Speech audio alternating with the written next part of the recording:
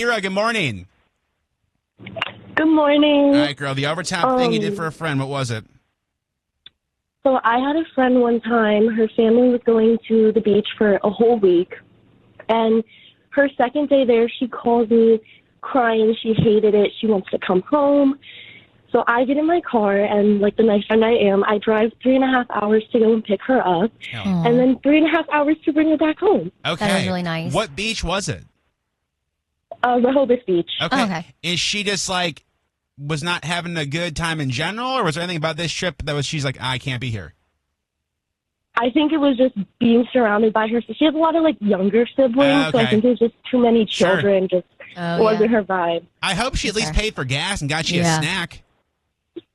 She got me Chipotle, but no, I did the gas. But I mean, I was just being a good friend, you know? Yeah, that's so nice. Better person than me. All right, Kira, hold on 1 second. You're in the running. 0% chance. I would do that. I know you. I would not. I would do that for a friend. I'll send you an Uber X. For 3.5 hours one way. That's like if I have friends land at like DCA and they land at like 4 p.m. Like, take an Uber. Yeah. Okay. Ain't no way. Okay. Like that's from Rockville. That's gonna be a 3-hour trip. I don't disagree. You know what I mean? Let me go. Hold on. Stephanie, good morning. Hi there. All right, girl. You did what for a friend?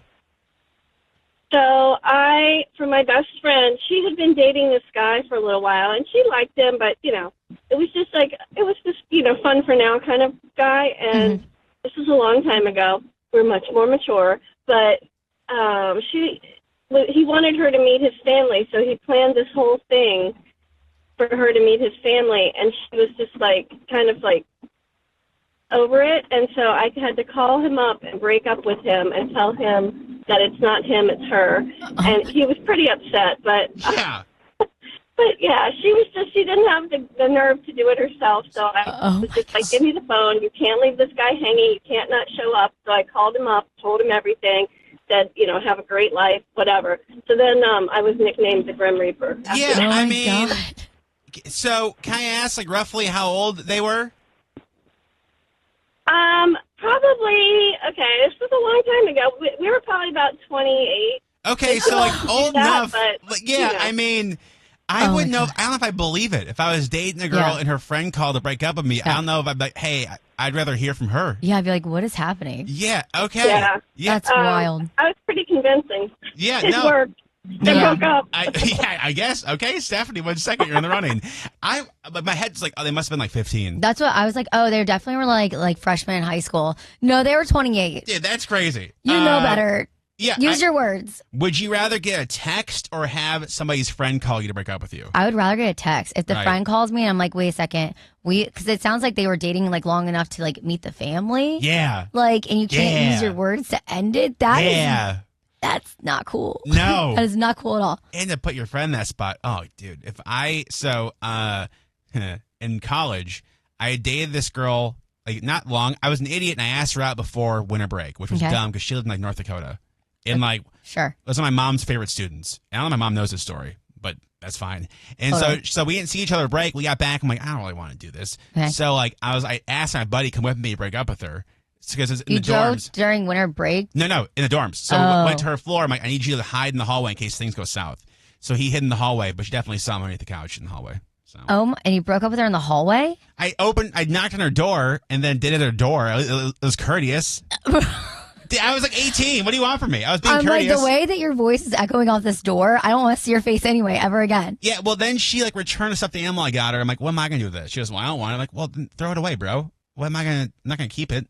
You know what I mean? Anyway. Okay. It didn't work out. So. Clearly. Fake name Kate, good morning.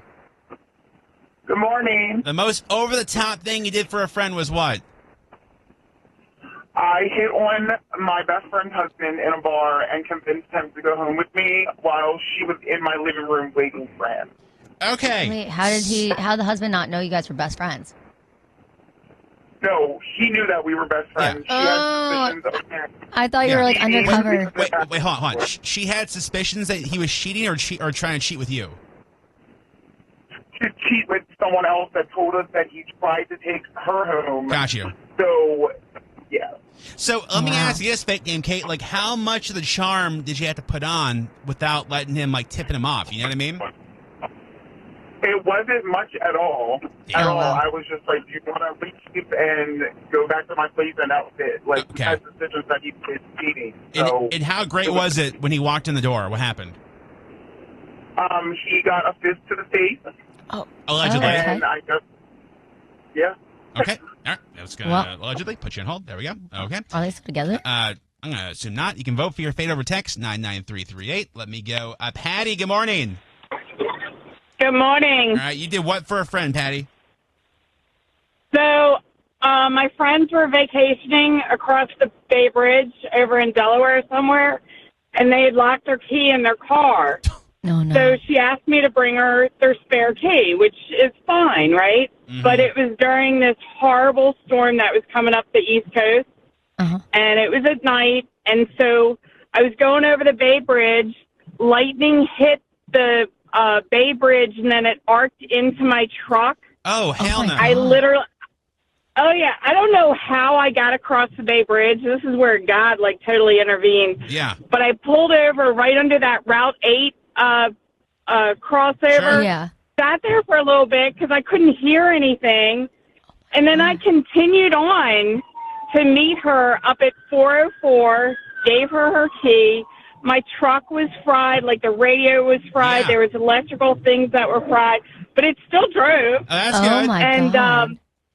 the weird thing, though, is that when they were working on it, I didn't know this until then, but electricity has to go out somewhere. So, the mechanic showed me on my tires. He's like, yeah, this is where it all came out, because there was, like, this kind of, like, swelled area on the tire. My God. Oh, So my it's God. crazy. You're Yeah, so I lucky bet. you're Yeah. okay. Pay hold 1 second. You're in the running. Also, that's another example. Better person than I am. If you called me and you were over the bridge, and you said, "Hey, I'm locked in my car," I'd be like, "Yo, AAA, my guy." I would drive there if I knew that there wasn't a storm coming. But if there's a storm coming, I'm sorry, I'm not doing that. That's a long investment of time. Yeah.